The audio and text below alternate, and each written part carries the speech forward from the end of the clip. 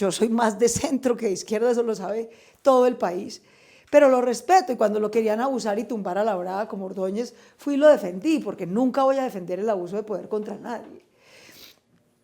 Pero le dije, mira, la pregunta no es si tú haces parte de una coalición por el cambio o no, es obvio que tú eres parte del cambio de este país. A unos los asustarás, a otros no, pero digamos, quitarte ese mérito y ese valor es inútil. El punto es qué rol vas a jugar. Entre más al frente estés y más insistas tú en ser el candidato, y tú eres un buen candidato, más vas a alienar a la mayoría de la sociedad, ¿no? A galvanizarla alrededor de un extremo de derecha, no importa, pueden ser matones, ladrones, corruptos, el pasado, hayan gobernado mal, lo que sea, la gente se va para allá.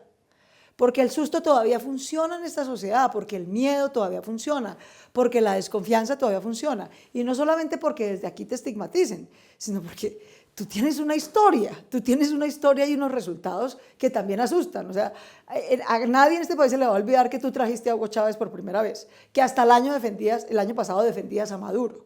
Hoy, como todos los políticos, tratas de posar, de que no, mentiras, no eres tan cercano, la verdad es que nunca has dicho que Chávez te parece el líder más extraordinario. Hasta la semana pasada fue incapaz de condenar una entrevista que Chávez había sido un dictador. Incapaz en la entrevista, hasta la semana pasada.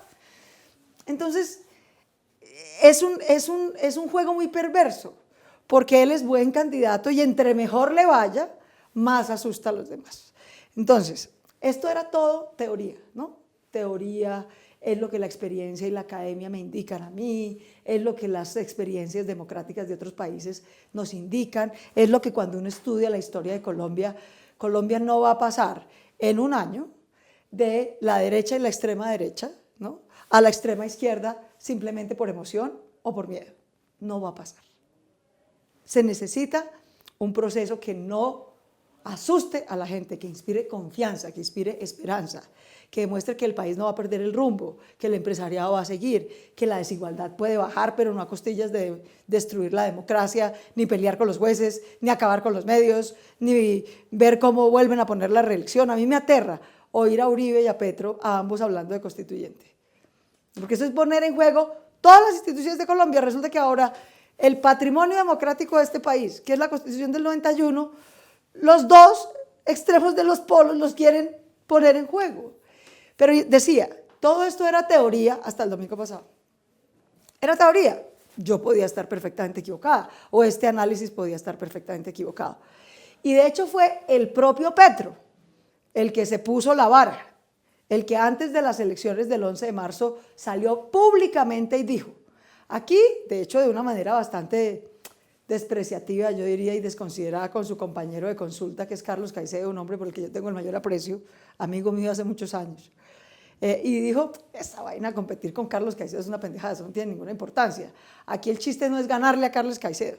Aquí lo que vamos a demostrar, dijo él, es que la consulta naranja de la esperanza, de las fuerzas de la vida, van a derrotar a la consulta gris de las fuerzas de la muerte. Lo dijo textualmente en la entrevista con Vicky Dávila en la W, en su Twitter y en otros medios de comunicación. Cualquier colombiano lo puede ver.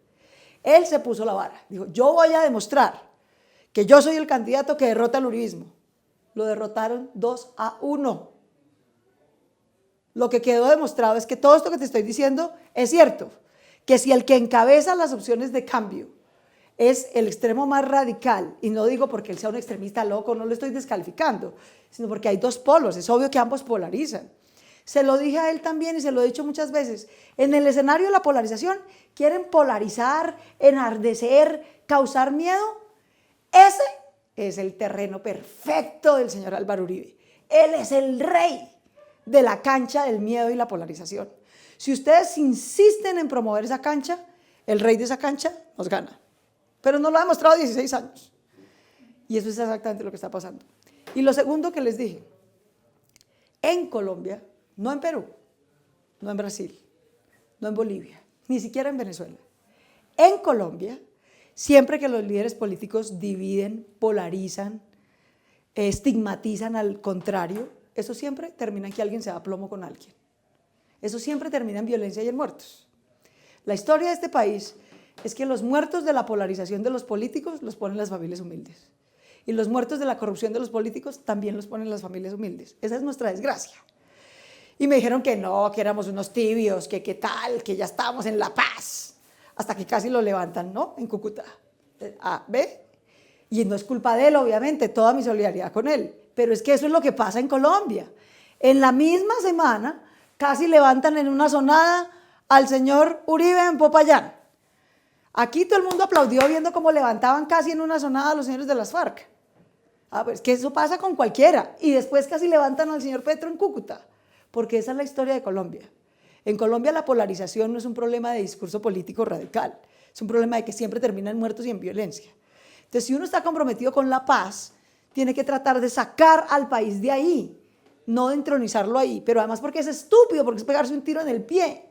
Porque las elecciones durante 16 años por lo menos han demostrado que el rey de esa cancha se llama Álvaro Uribe, que entre más polarizado, dividido y temeroso esté el país, más gana él. Es el divide y reinarás.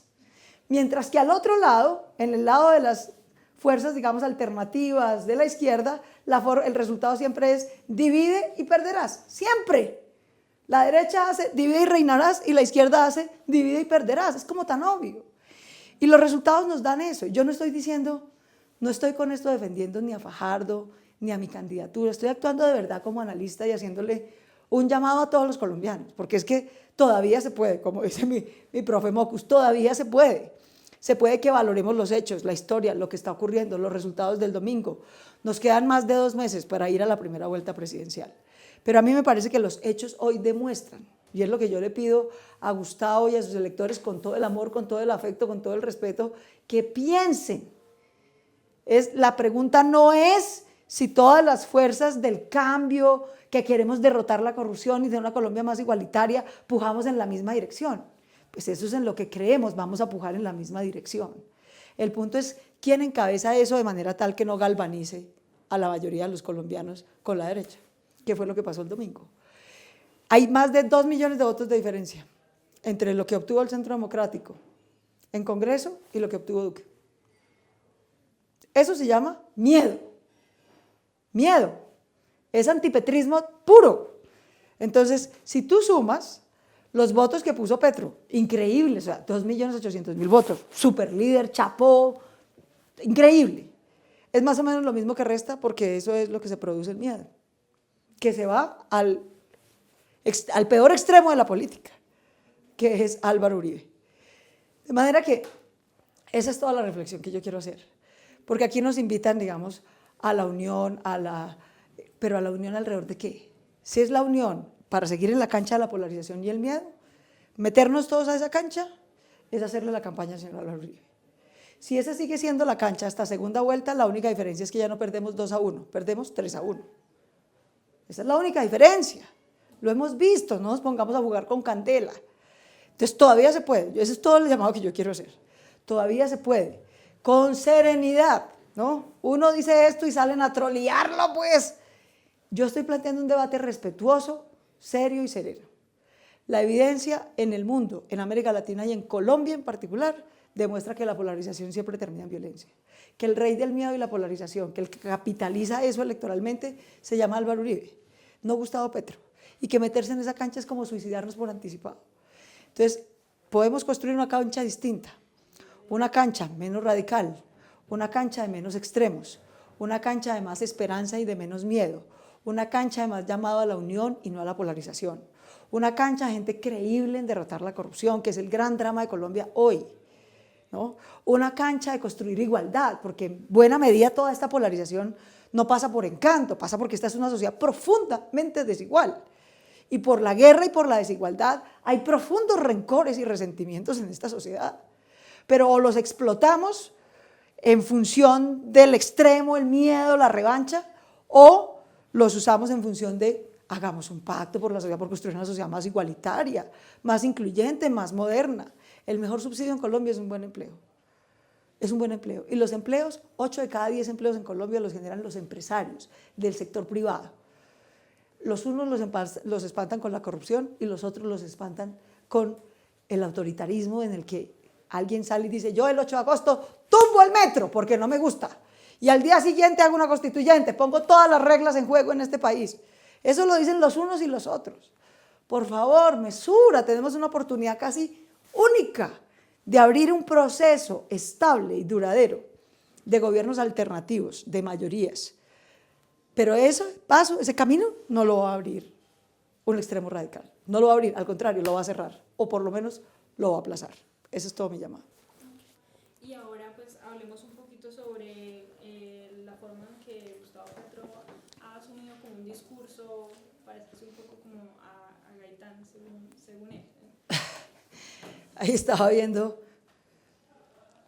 Gustavo es un personaje, ¿no? Y pues él se ha comparado con Bolívar, con Chávez, con Gaitán y con Galán. Humildad pura, pues. Pero claro, él se cree un líder, y es un líder popular, eso es innegable.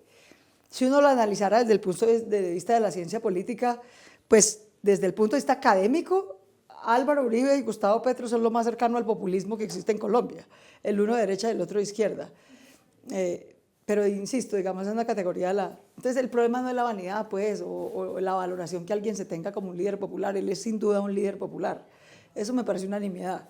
Realmente lo importante es lo que esa exacerbación polarizante le sirve a quien queremos derrotar.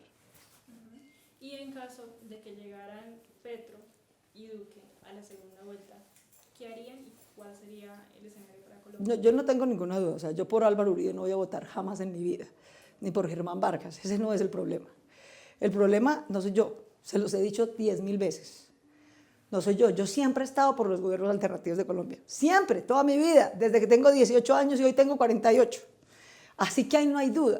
El problema es quién es capaz. Ya sabemos que a este lado hay 3 millones de votos, pero para ganar la presidencia necesitan 9. Luego en la segunda vuelta, la pregunta es quién tiene la capacidad de atraer a los otros 6 millones de votantes que no son de izquierda, no son petristas, son colombianos comunes y corrientes, que lo que quieren es educación, salud, seguridad y estabilidad. Y que le tienen miedo a los cambios radicales, miedo. Y que con tal de no aceptar cambios radicales, son capaces detrás de irse del clientelismo, de la corrupción, de los falsos políticos, de lo que sea, con tal de estar alejados de ese miedo. Ese miedo puede ser insulso, puede ser infundado, puede ser exagerado, yo creo que infundado no es, pero exagerado sí es. Pero esa es una realidad.